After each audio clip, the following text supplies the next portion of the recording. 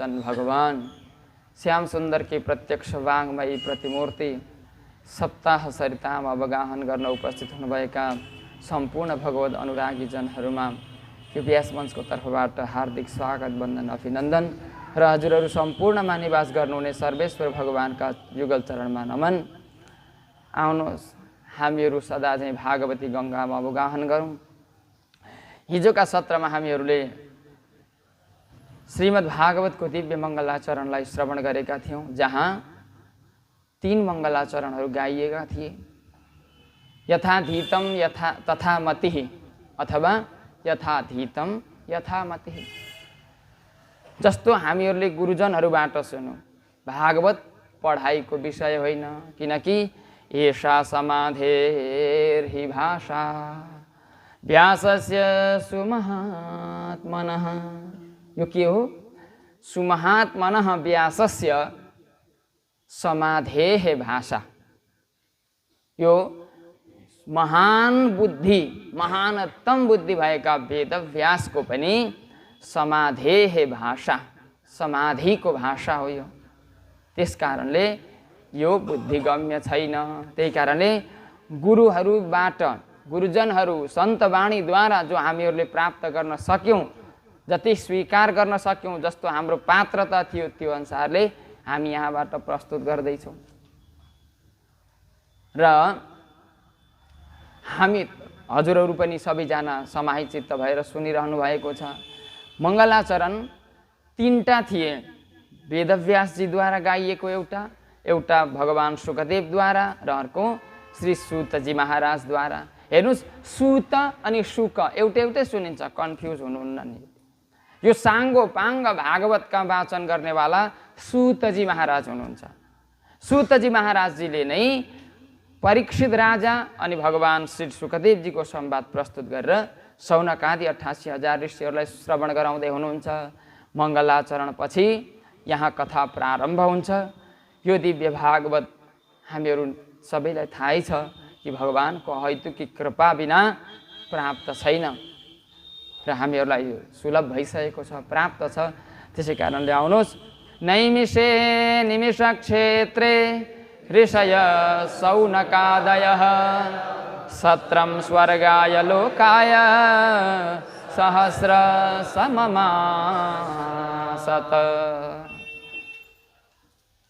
नैमिषारण्यको पावन क्षेत्रमा, नैमिषारण्य किन भनेको भन्दा जहाँ निमेष भनेको यो आँखा झिम्किन्छ नि, एक झम्की हो, यति समयलाई एक निमेष भनिन्छ।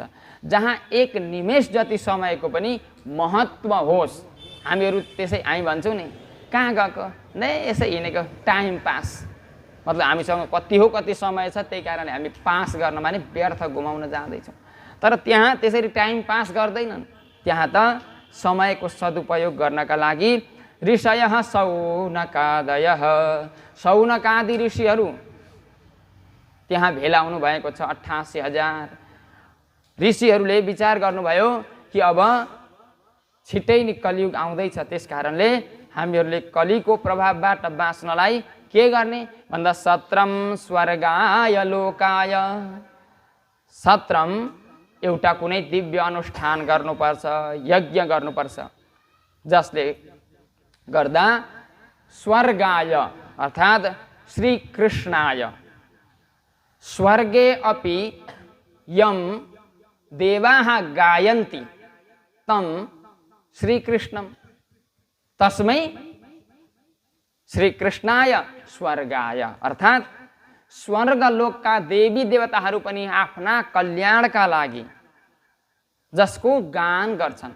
जसको चर्चा परिचर्चा, जसको नाम जप्छन्, त्यस्ता स्वर्गाय भगवानका लोकाय, लोकको कामना गरेर सहस्र समम आसतः, सहस्र हजारौं विद्वानहरू जो चाहिँ समम बराबर ज्ञानवाला छन्, बराबर बुद्धिवाला छन्, बराबर पढेका छन्, त्यस्ता विद्वानहरू चाहिँ आसत विराजमान हुनुभयो। अथवा सहस्र सममासतः, हजारौं वर्षसम्म चल्ने यज्ञमा विराजमान हुनुभयो। जे भने पनि एउटै कुरा हो। अर्थात् हजारौँ विद्वानहरू, समान बुद्धि भएका विद्वानहरू बस्नुभयो अथवा हजारौँ वर्षका लागि बस्नुभयो र त्यहाँ अनेक प्रकारका लौकिक कल्याणका लागि जप, तप, यज्ञ, हवन, अनेक प्रकारका लौकिक कल्याणका कर्महरू भइरहेका थिए। हामीहरू पनि कहिलेकाहीँ गर्छौँ नि विश्व शान्ति महायज्ञ, होइन, आफ्नो आफ्नो क्षेत्रको कल्याणका लागि गर्छौँ, भागवत लगाउँछौँ, त्यहाँ सहस्र चण्डी गर्छौँ, अतिरुद्री गर्छौँ, अनेक प्रकारका जाप गर्छौँ, पुरस्चरण गर्छौँ। त्यस्तै प्रकारले यहाँ पनि ऋषिहरू आफ्नो मतले भ्याएअनुसार, आफ्नो बुद्धिले भ्याएअनुसार आफ्ना आफ्ना शुभ कर्महरू बताउँदै गरिरहनु भएको थियो। र त्यो महानतम यज्ञ हेर्नलाई के गृहस्थी, के साधु, के सन्यासी, सब आबाल वृद्ध वनिता सब त्यहाँ जाँदै थिए। आउने आइरहेका छन्, जाने गइरहेका छन्। बडा बडा सेठहरूले अनेकौँ दान गरेका छन्। सानातिना गरिबले पनि अरे मेरो तर्फबाट पनि होस् भनेर थोरै तिनै दान गर्दैछन् र त्यहाँ अनेक प्रकारका प्रसादीहरू पनि वितरण भइरहेका छन्। त्यस्ता प्रकारको यो दिव्य महायज्ञ चलिरहेको थियो।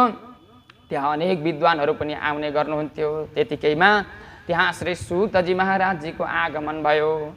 सुतजी महाराज आउनुभयो र सुतजी महाराज त परम विद्वान हुनुहुन्थ्यो, अत्यधिक विद्वान, जसलाई सम्पूर्ण पुराणहरूको ज्ञान छ। हामीहरूले सुनेका पनि हौँ होला। जुनै पनि पुराणमा सुतजीले सौनकजीलाई सुनाउनु भएको छ प्राय गरेर।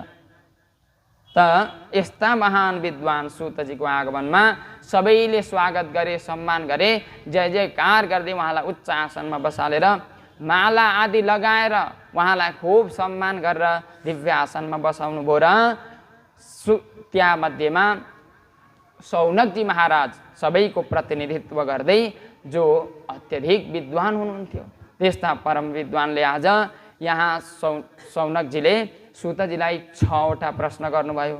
महात्म्यमा 5वटा गर्नुभयो, यसमा यहाँ 6वटा गर्नुभयो। के भन्दा किम श्रेय शास्त्र सार कह स्वावतार प्रयोजनम किम कर्म केवतारास धर्म कम शरणम गतः। भगवान सौनकजी प्रश्न गर्नुहुन्छ, हे प्रभु, मनुष्य मात्रको कल्याण कसरी हुन्छ? पुंसामेकान्ततः श्रेयः कह, मनुष्यको कल्याण कसरी हुन्छ? र शास्त्र सार कह, अनेकौं शास्त्रहरू छन्। हे प्रभु, अनेकौं शास्त्रहरू छन् र ती शास्त्रहरूले बताउन खोजेको सार सर्वस्व के हो त्यो कृपा गरी बताउनुहोस्। र भगवान त परम स्वतन्त्र हुनुहुन्छ र जे चाह्यो त्यही गर्न सक्नुहुन्छ। त्यस्ता भगवानले स्व अवतार प्रयोजनम, आफै अवतार लिएर किन आउनु पर्ने? नआउँदा पनि त हुन्थ्यो।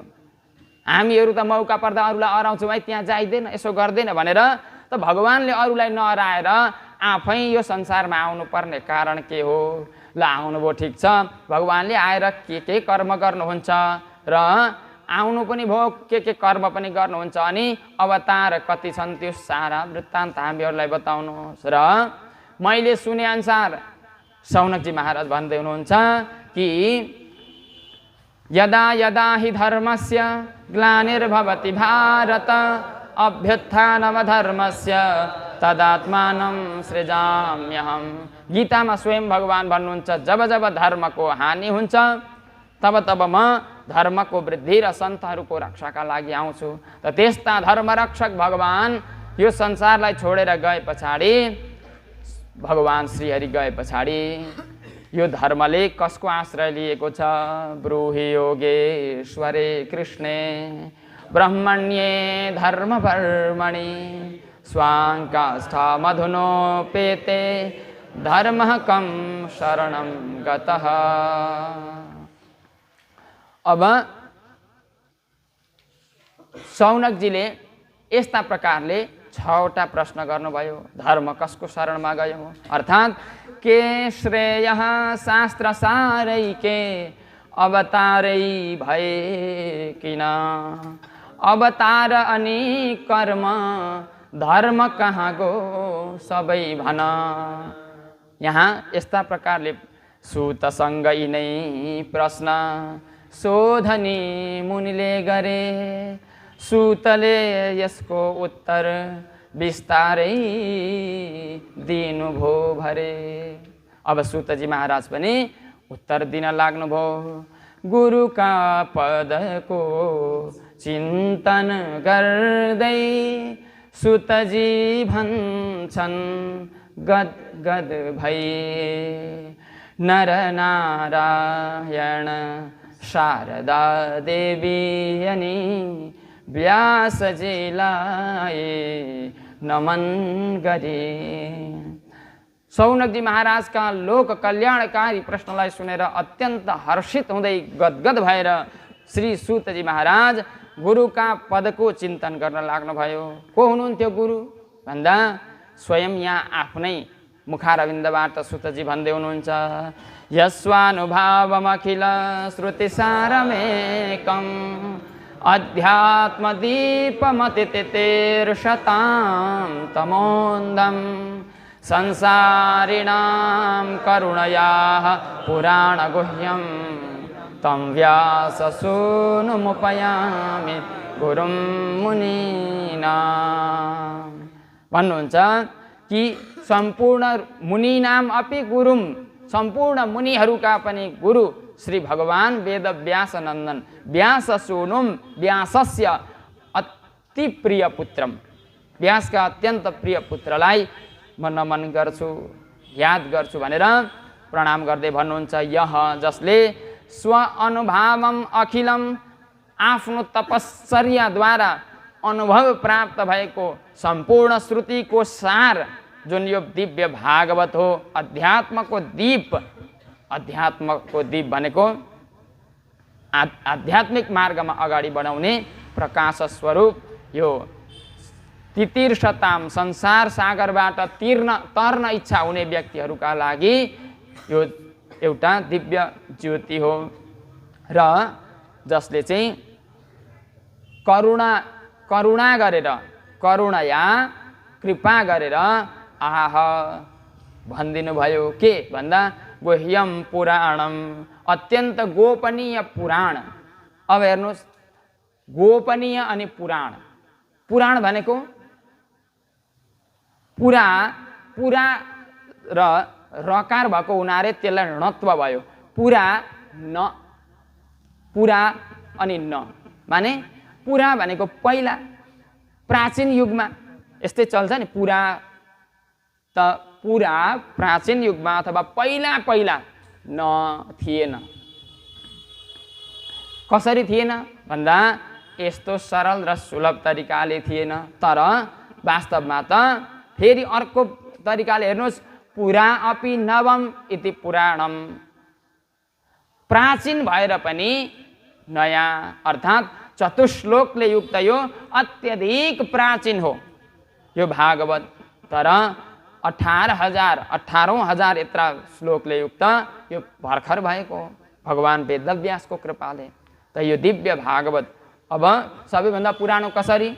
पद्म पुराणमा एउटा श्लोक आउँछ, पुराणम सर्वशास्त्राणां प्रथमं ब्रह्मणा स्मृतम् अनन्तरं च वक्त्रेभ्यो वेदास्तस्य विनिर्गताः।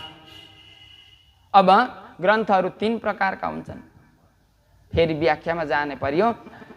ग्रन्थ 3 प्रकारका हुन्छन्। एउटा कृत ग्रन्थ भनेको साधारण तपाईलाई मनमा आयो लेखिदिनु भयो, मलाई मनमा आयो लेखिदिएँ, उसलाई मनमा आयो लेख्यो, उसलाई मनमा आयो लेख्यो, जे उपन्यास जे कथा यी कृत ग्रन्थहरू हुन्।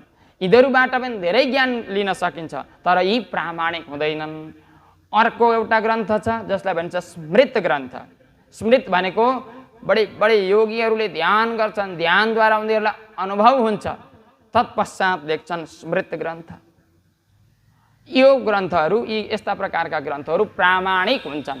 यद्यपि साधारण मनुष्यलाई उल्टा जस्तो लाग्छ तर पनि प्रामाणिक हुन्छन्। अब अर्को एउटा ग्रन्थ हो जसलाई कसैले पनि लेख्दैन, कसैले पनि बनाउँदैन, विनिर्गत ग्रन्थ भनिन्छ जसलाई, जो वेद हो। अब वेद कसले लेख्यो भन्दा वेदव्यासजीले लेख्नु भयो त। फेरि भन्दा न, वेदव्यासजीले त केवल सङ्कलन गर्नुभएको। जस्तै आजकल हामी देख्छौँ नि सन्ध्या वन्दन। सन्ध्या वन्दनका हरेक गुरुकुलमा हरेक जग्गामा आफ्ना आफ्ना परम्परामा सन्ध्या वन्दनका किताब पाइन्छन्। तर त्यो मैले लेखेँ भनेर कसैले छातीमा हात राखेर भन्न सक्छ? सक्दैन, सङ्कलन गरेको। त्यस्तै प्रकारले भगवान वेदव्यासले सङ्कलन गर्नुभएको मात्र हो। त वेदभन्दा पनि पहिला के निस्क्यो ब्रह्माको मुखबाट भन्दा प्रथमम सर्वशास्त्राणाम पुराणम ब्रह्मणा स्मृतम, पुराणको स्मरण गर्नुभयो। अद्यापि देवलोकेशु शतकोटि प्रविस्तरम, आज पनि ब्रह्मलोक सत्यलोक आदि देवलोकहरूमा त्यो शतकोटि 100 करोड श्लोकले युक्त भएको महान ठेली छ। त्यही ठेलीलाई चाहिँ भगवान वेदव्यासजीले अब घटाएर चाहिँ 18 पुराणहरूको श्लोक सङ्ख्या केवल 4 लाखमा परिणत गरिदिनु भयो। त्यसका पनि अब अत्यधिक आवश्यक, अत्यधिक सरल र अत्यधिक सरस चाहिँ यहाँ ल्याएर 18 श्लोकमा बाँडिदिनु भयो। त्यसमा पनि 18,000 श्लोक यो दिव्य भागवतमा छ। त यस्तो गोपनीय पुराणलाई भगवान श्री सूतजी महाराजले सरस बनाइदिनु भयो। सुगाको चुच्चो जुन फलमा लाग्छ त्यो फल अत्यधिक मिठो हुन्छ, अथवा मिठो फलमा मात्रै सुगाले चुच्चो लगाउँछ भनेर भनिन्छ। त यस्ता सुकदेवले यो दिव्य ज्योतिलाई उजागर गर्नुभएको छ। त्यस्ता सुकदेवलाई बारम्बार नमस्कार। एवं नारायण भगवानलाई अनि नरलाई, नरनारायण ऋषि बद्री विशालमा रहने दुवैलाई प्रणाम गर्दै भगवती सरस्वती देवी अनि देवीम दुर्गा देवी शक्तिको पनि याद गर्दै र वेदव्यास मुनिवरलाई प्रणाम गर्दै अब ततः जयम उदीरये, त्यसदेखि पछाडि जयम इति पुराणम इतिहासम, पुराण र इतिहासको वाचन गर्नुपर्छ भनेर अब सूतजी महाराज शौनकजीका 6वटा प्रश्नको उत्तर दिन लाग्नुभयो। के प्रश्न गर्नुभएको थियो कि मनुष्य मात्रको, सम्पूर्ण प्राणी मात्रको कल्याण कसरी हुन्छ? 1. शास्त्रहरूको सार के हो? 2. भगवान स्वयं किन आउनुहुन्छ? 3. र भगवानले आएर के कर्म गर्नुभयो? 4. भगवानका कति अवतार भए? 5. र भगवान श्रीहरिले यो धराधाममा आएर धर्मको रक्षा गरेर भगवान गए पछाडि भगवानद्वारा आश्रय पाएको त्यो धर्मले आज कसको आश्रय लियो? यो 6वटा प्रश्न गर्नुभयो। त त्यो 6वटा प्रश्नको उत्तर दिँदै भन्न लाग्नुभयो कृष्ण भक्ति परम श्रेय शास्त्र सारश्च शैव हि प्रयोजन सतो रक्षा कर्म सृष्ट्यादि लक्षणम अवताराय संख्येया धर्मो भागवते स्थितः। यहाँ सूतजी महाराज भन्नुहुन्छ कि कृष्ण भक्ति परम श्रेय, मनुष्यको परम कल्याण भगवान कृष्णको भक्ति गरेर हुन्छ। र शास्त्रको सार पनि यही हो कि येन केन प्रकारेण मनः कृष्णे निवेशयेत्, जस्ता तवरले भए पनि मन भगवानमा लागोस्, यही नै शास्त्रहरूले बताउन खोजेको सार हो। अनि प्रयोजन सतो रक्षा, भगवान सम्पूर्ण प्राणीको कल्याणका लागि आउनुहुन्छ यहाँ। र कर्म सृष्ट्यादि लक्षणम, कर्म आफ्ना भक्तहरूलाई ज्ञान दिएर यो सारा सृष्टि आदिको रहस्य बुझाएर चाहिँ आफूपट्टि आकृष्ट गराउनु नै भगवानको विशेष कर्म हो। र अवतारा ह्यसङ्ख्येया, अनन्तानन्त अवतार छन् भगवानका। र धर्म भागवते स्थितः, यो धर्म सम्पूर्ण धर्म चाहिँ भागवतको आश्रयमा गएको छ। कृष्ण भक्ति परम श्रेय, यही हो शास्त्र सार नै। रस वृद्धि गरे आई जसले तार्छ पार नै। रास आदि निकै कर्म गर्नुभो अति मानुष, अवतार धेरै नै छन् यसैमा धर्मको बुझ। अवतार धेरै नै छन् भागवतमा धर्मको बुझ। अब भन्नुहुन्छ कृष्ण भक्ति परम श्रेय हो, शास्त्रले बताउन खोजेको पनि यही हो। र भगवान आएर रस वृद्धि गर्नुहुन्छ, भगवान रसस्वरूप हुनुहुन्छ। र भगवानको त्यो रसलाई हेरेर मनुष्य आकृष्ट हुन्छ। र त्यही भगवानको लीलाहरूमा आएर आकृष्ट भएर व्यक्तिले पार प्राप्त गर्दछ। भगवानले रास आदि धेरै लीलाहरू गर्नुभयो जो चाहिँ अति मानुष छ, मनुष्यले गर्न नसक्ने। कसरी भन्दा भगवानले रासलीला गर्नका लागि बाँसुरी बजाउनु भयो। त्यो बाँसुरी सँगै सुतेका पत्नीले सुन्छिन्, पतिले सुन्दैनन्। यस्तो हुनसक्छ हामीले बजाएको बाँसुरी? हुँदैन। अब अर्को कुरा, भगवान श्रीहरि एक भएर पनि अनन्त गोपिनीहरूसँग सबैसँग एक एक भएर नाच्नुभयो, अनन्त भएर। हामी त्यो सक्दैनौँ। अर्थात् रास आदि धेरै लीलाहरू गर्नुभयो त अति मानुष त भगवानले यस्ता धेरै लीलाहरू गर्नुभयो र अवतार धेरै नै छन्। अवतार त भगवानका कति हो, कति छन्। के छन् भन्दा यहाँ त मुख्य 22 अवतारहरूको गणना छ, तर भगवानको अनन्त छ। अनन्त नाम रूपाय विष्णवे प्रभ विष्णवे। अनन्त नाम छन्, अनन्त रूप छन्, अनन्त गुण, अनन्त लीला, अनन्त धाम। मनुष्य धाममा कन्फ्युज हुन्छन्, वैकुण्ठ ठुलो कि गोलोक ठुलो। भगवानका त्यस्ता अनन्त धाम छन्। भगवानलाई जब जहाँ इच्छा लाग्छ सारा सर्वत्र यो भगवानको अथाह हुनुहुन्छ। भगवान जसको थाहा पाउन सकिँदैन, नेपालीमा भन्छ नि थाहा पाइएन, त्यो थाहा पाउन सकिँदैन, जो त्यस्तो अथाह हुनुहुन्छ। त त्यस्ता भगवानले आएर गर्नुभएका लीलाहरूलाई नै सङ्कलन गरेर भगवान वेदव्यासजीले एउटा पुस्तक लेख्नुभएको छ, जसलाई भागवत भनिन्छ। त्यही भागवतमा धर्मले आश्रय लिएको छ। भगवानका कति अवतार छन्? माछो कुर्म बँधेल बाघ बनिँदै, कहिले मगन्ते हुँदै, क्रोधी जङ्गली चोर झैँ र कहिता, योगी खुनी झैँ हुँदै, नाना रूप लिँदै कलङ्क सहँदै, भूभार हर्दा छँदा, हाम्रा यही मनभित्र नै बसिरहन् श्री शेष साई सदा। कहिले माछो बनिनुहुन्छ, कहिले कछुवा बनिनुहुन्छ, कहिले बँधेल जङ्गली सुँगुर बनिनुहुन्छ, कहिले भगवान मगन्ते माग्ने जस्तो बन्नुहुन्छ, कहिले क्रोधी परशुराम, कहिले जङ्गली, कहिले चोर, त्यस्तो अनेकौँ योगीहरूको रूप धारण गरेर भगवान यो संसारको पीडालाई हरण गर्नुहुन्छ। त्यस्ता भगवान सर्वेश्वर सर्वप्रथम जगृहे पौरुषम रूपम भगवन् महदादिभिः सम्भूतं षोडशकलमादौ लोकस्य सृक्षया।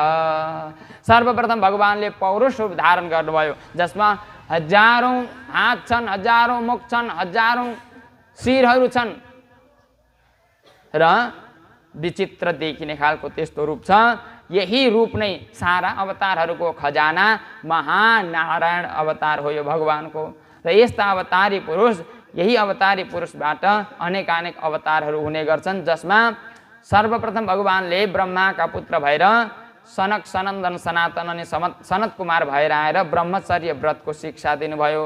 तत्पश्चात नारद बनेर आएर भक्तिको विस्तार गर्नुभयो। अनि पृथ्वीको उद्धार गर्नका लागि वराह बन्नुभयो। साङ्ख्ययोगको विस्तार गर्नलाई कपिल बन्नुभयो।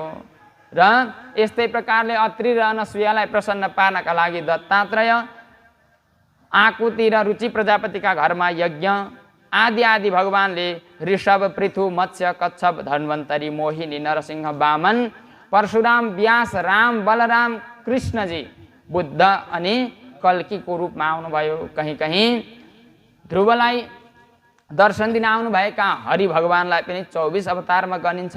र हयग्रीव जुन भगवानले वेदको रक्षा गर्नुभयो, त्यस्ता हयग्रीव भगवान यस्ता प्रकारले आउनुहुन्छ।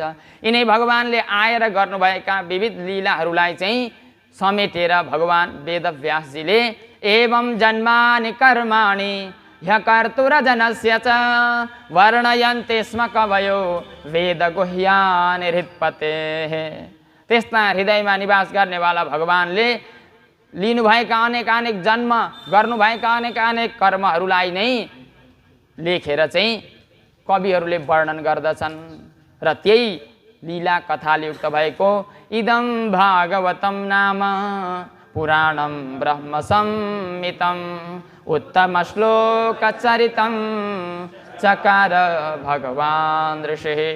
त्यस्ता लीलाधारी भगवानका लीलाहरूले युक्त भएको यो दिव्य उत्तम श्लोक चरितम, भगवानका विविध चरित्रहरूलाई चाहिँ भगवान ऋषि साक्षात् भगवानका अवतार वेदव्यासजीले लेख्नुभयो र संहिता बनाइदिनु भयो, जो चाहिँ ब्रह्म संहितम वेद तुल्य छ यो भागवत।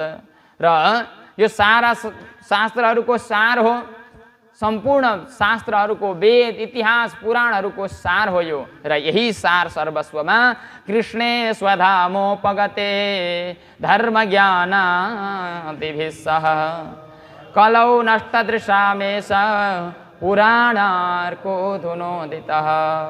हे शौनकजी महाराज, भगवान श्री कृष्ण रूपी धर्मरक्षक भगवान स्वधाम गमन गरे पछाडि जुन धर्म थियो ज्ञान र वैराग्यका साथमा पुराणार्का अधुना उदितः, धर्म ज्ञान वैराग्यका साथमा यो पुराण रूपी अर्क उदाएको हो, अर्थात् यही भागवतमै धर्मले आश्रय लिएको छ भनेर यस्ता प्रकारले 6वटा प्रश्नको सरलपूर्वक साधारण भाषामा उत्तर दिए पछाडि सूतजी महाराजलाई शौनकजी फेरि प्रश्न गर्नुहुन्छ, हे भगवान कस्मिन् युगे प्रवृत्तेयं स्थाने वाकेन हेतुना उत सम्प्रेरितः कृष्ण कृतवान् संहितां मुनेः।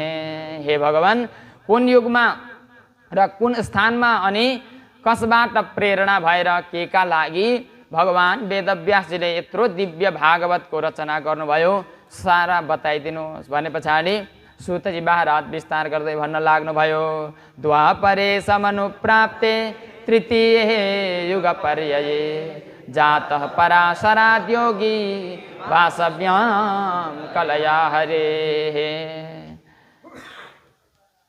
द्वापर युग, युगहरूका गणनामा तेस्रो युग जब द्वापर युग चल्दै थियो त्यति बेला पराशरका वीर्यबाट वासव्याम वासवीका गर्भबाट सत्यवती वासवी अर्थात् उपरिचर नाम गरेका एकजना बसु थिए। कथा फेरि धेरै झन्झटको छ। उनकी पत्नी ऋतुमती भएकी थिइन्। त्यति बेलै उनलाई अब उनी पत्नीले भनिन् म ऋतुमती छु। पत्नीले बोलाइरहेका बेलामा पितृहरू स्वर्गबाट आएर प्रकट भए, बाबु हामीलाई जलाञ्जली देऊ। अब यमुना नदीतर्फ गए जलाञ्जली दिन। उनको आफ्नै पत्नीलाई सम्झेर वीर्य स्खलित भयो। त्यही वीर्यलाई चाहिँ अद्रिका नाम गरेकी अप्सरा चाहिँ श्राप परेर माछो भएकी रहेछिन्। उनले खाइन्। त्यसबाट जम्ल्या पुत्र र पुत्री जन्मिए। अब पुत्री भइन् सत्यवती, पुत्र भए मत्स्यराज, जो चाहिँ विराटपुरलाई पहिला के भन्थ्यो, विराटनगरलाई मत्स्य देश, विराट देशका पनि राजा बन्न गए पछाडि। र यिनै अब यी उपरिचर बसुकी पुत्री भइन्, यिनी अद्रिकाबाट जन्मेकी। त यिनै वासवीका गर्भबाट पराशरजीका वीर्यद्वारा साक्षात् भगवान नारायणका अवतार श्री वेदव्यासजीको प्राकट्य भयो। अब यिनको पनि जन्मकथा विचित्र छ।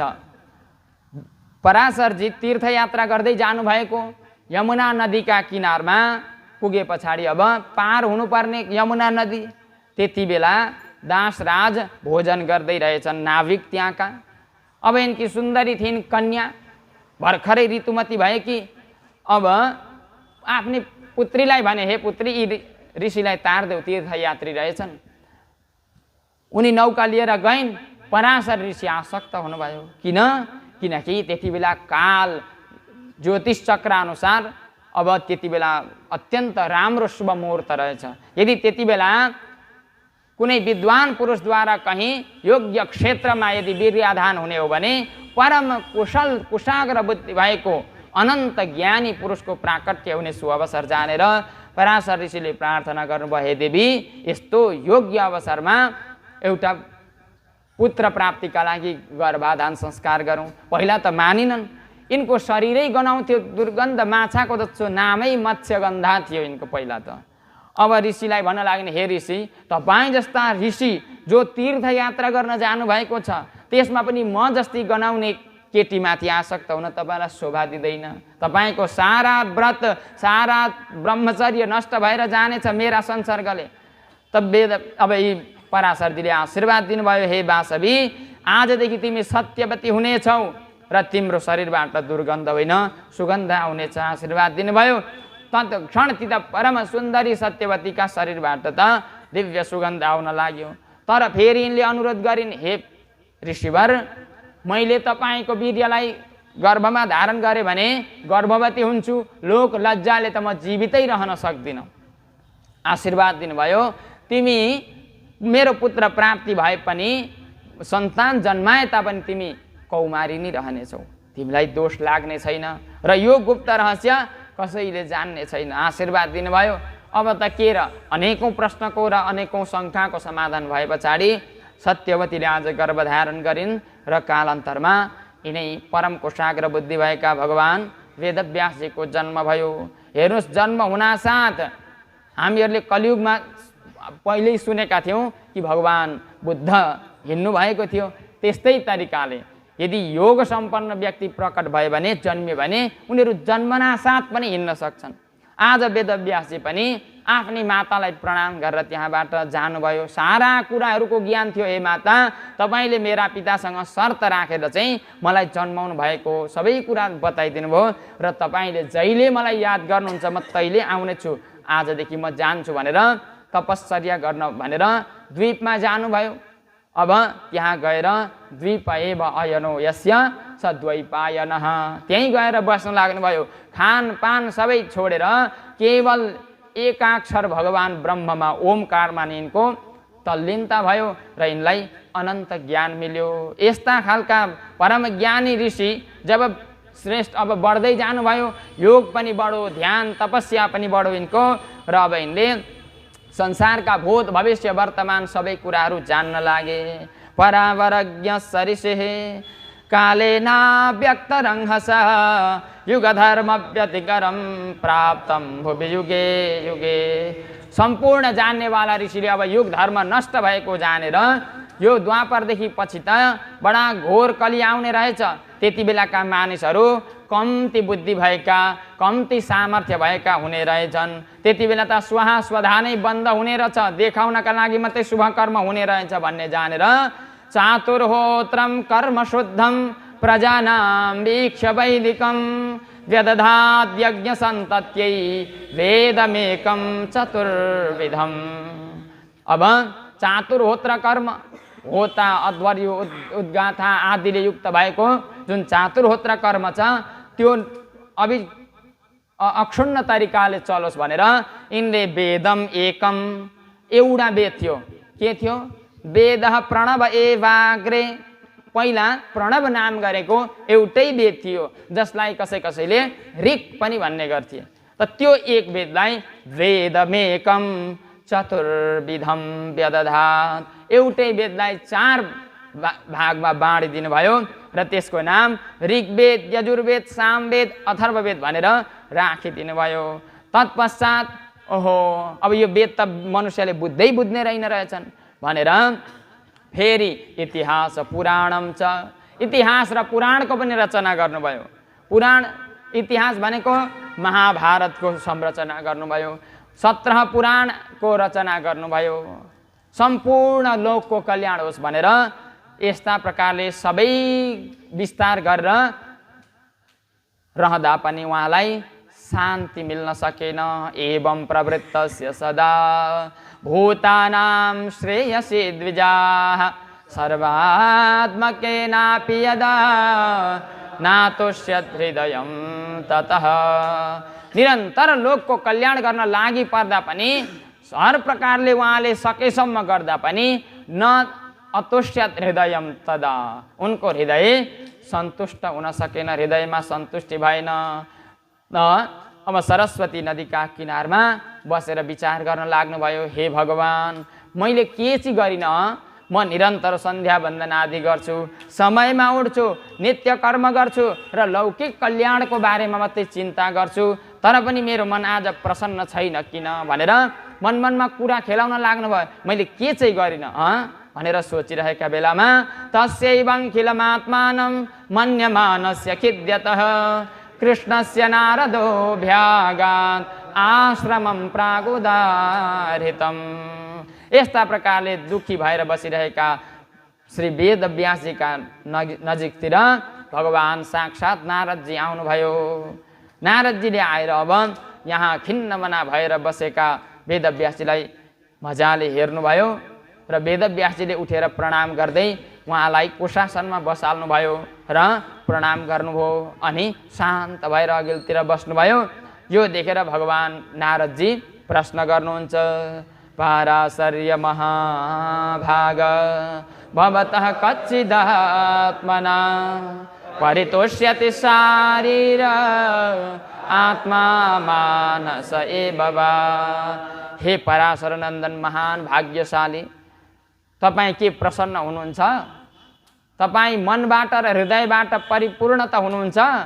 तपाईँले त यत्रा कुरा गर्नुभयो, हर जिज्ञासालाई पूर्ण गर्नुभयो ध्यानद्वारा र संसारको कल्याण गर्नुभयो ग्रन्थद्वारा। कृतवान भारतम यस्त्वम, तपाईँले यत्रो दिव्य कति हो कति लामो श्लोकहरूले युक्त भएको, अनेक प्रश्नोत्तरले युक्त भएको, अनेक दिव्य कथाले युक्त भएको महाभारतको संरचना गर्नुभयो।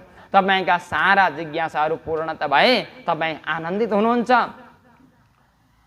आनन्दित देखिनुहुन्न, किन हो भनेर प्रश्न गर्दाखेरि वेदव्यासजी भन्नुहुन्छ, हे प्रभु, मैले यत्रो गरेँ, हजुरले भनेका सारा कुरा सत्य हुन्, तर पनि म प्रसन्न छुइनँ। त भगवान वेदव्यासजीलाई नारदजी सोध्नुहुन्छ, हन किन प्रसन्न हुनुहुन्न? मनुष्य त एउटा पुस्तक लेखे भने पनि मख पर्छन्, निकै ठुल्ठुलो प्रचार प्रसार गर्छन्, निकै अहङ्कार गर्छन्। तपाईँले त 17 पुराण महाभारत महाभारत कस्तो यन्नेहास्ति न कुत्रचित राम, जुन महाभारतमा छैन त्यो कहीँ छैन, त्यस्तो पुस्तक लेख्नुभयो, एउटा वेदलाई 4टा बनाउनु भयो, तर पनि तपाईँ प्रसन्न हुनुहुन्न। अरे त्यति मात्रै कहाँ हो र, वेदान्त लेख्नुभयो, राम फेरि पनि प्रसन्न हुनुहुन्न, किन भन्दा शरणागत स्वीकार गर्दै भन्नुहुन्छ, हे प्रभु, यो त मलाई थाहा छैन, तन्मूलम अव्यक्तम अगाध बोधम पृच्छामहे त्वात्मभवात्मभूतम। हे ब्रह्माजीका पुत्र, त्यो कुराको मूल कारण के हो त्यो मलाई थाहा छैन, म किन प्रसन्न छुइनँ त्यो मलाई नै थाहा छैन। बस एउटा मनमा खट्टास छ, बस आनन्दित छुइनँ म हजुरलाई नै सोध्छु, हे प्रभु, म किन अप्रसन्न छु, म किन दुखी छु? ल हेर्नुहोस्, हामीहरूको एउटा बानी के छ, घरमा जतिसुकै टेन्सन होस्, कसैले फोन गर्छ, होइन के छ भने सब राम्रो छ, हामी झुट बोल्छौँ। तर भगवान वेदव्यासजीले आज झुट बोल्नु भएन, हो हजुरले भनेको सत्य हो, म दुखी छु, तर किन दुखी छु मलाई थाहा छैन। त नारदजीले चट्ट मौका पाउने बित्तिकै भन्नुभयो, अरे मलाई सब थाहा छ। के थाहा छ भन्दा, तपाईले यत्रावधि ग्रन्थ लेख्नुभयो, सम्पूर्ण ग्रन्थमा के लेख्नुभयो, यथा धर्मादयश्चार्थ मुनिवर्यानुकीर्तिताः न तथा वासुदेवस्य महिमायनुवर्णितः। तपाईले पुराणहरूमा शास्त्रहरूमा के लेख्नुभयो, धर्म अर्थ काम मोक्षको बढी चढाइ आममा, भगवानको भक्ति गर्ने किन, धर्म अर्थ काम मोक्षको लागि, यो गर्ने किन, धर्म अर्थ काम मोक्षको लागि। यस्तो लाग्छ कि धर्म अर्थ काम मोक्ष भन्दा ठुलो केही छैन। तपाईले अन्य पुस्तकहरूमा अन्य ग्रन्थहरूमा केवल धर्म अर्थ काम मोक्षलाई ठुलो बनाएर लेख्नु भएको छ, अब लेख्नुहोस् भगवान वासुदेवलाई ठुलो बनाएर, किनकि भनेति विचित्र सुख विकृत जो राम नाम बिनु सोहन सो। हे वेदव्यास, विचित्र विचित्र कुरा हुन्, तर भगवानको नामाङ्कित नहोस् त्यसको कुनै शोभा छैन। तर साधारण भाषामा लेखिएको होस् र भगवानको महिमाले युक्त होस्। सब गुणहीन कुकविकृत वाणी राम नाम अस अंकित जाने।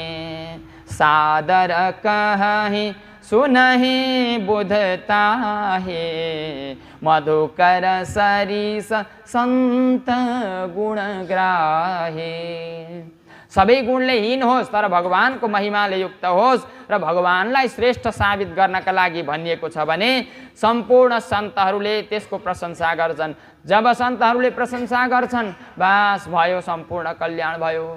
हे ऋषिवर, तपाईँ त सबै कुरो जान्नुहुन्छ, त्यसैले अथो महाभाग भवा नमो गद्रिक शुचिश्रवा सत्यरतो धृतव्रतः उरुक्रमस्याखिलबन्धमुक्तये समाधिना अनुस्मर तद्विचेष्टितं। हे ऋषिवर, तपाईँ महान भाग्यशाली हुनुहुन्छ, तपाईँ अमोघ द्रष्टा हुनुहुन्छ, तपाईँ पवित्र हुनुहुन्छ, सत्यमा टिकेको हुनुहुन्छ र तपस्या आदिले पनि युक्त हुनुहुन्छ, तपाईँ सम्पूर्ण योग्य हुनुहुन्छ। त्यसैले उरुक्रमस्य भगवान श्रीहरिको चाहिँ समाधिना अनुस्मर तद्विचेष्टितम, समाधिद्वारा ध्यान गर्नुहोस्, भक्ति गर्नुहोस् र तद्विचेष्टितम भगवानको विशेष चेष्टा, भगवानको दर्शन गर्नुहोस् पहिला।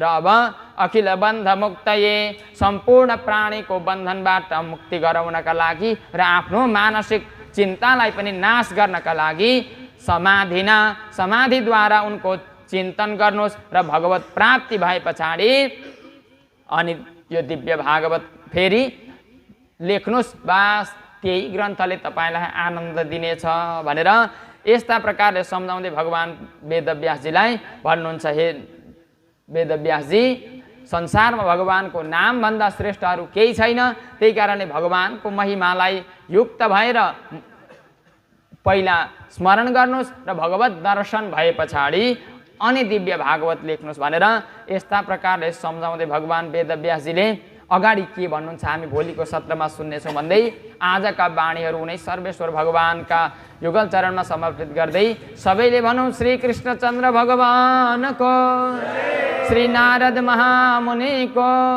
श्री वेदव्यास भगवानको जय जय श्री राधा रमण।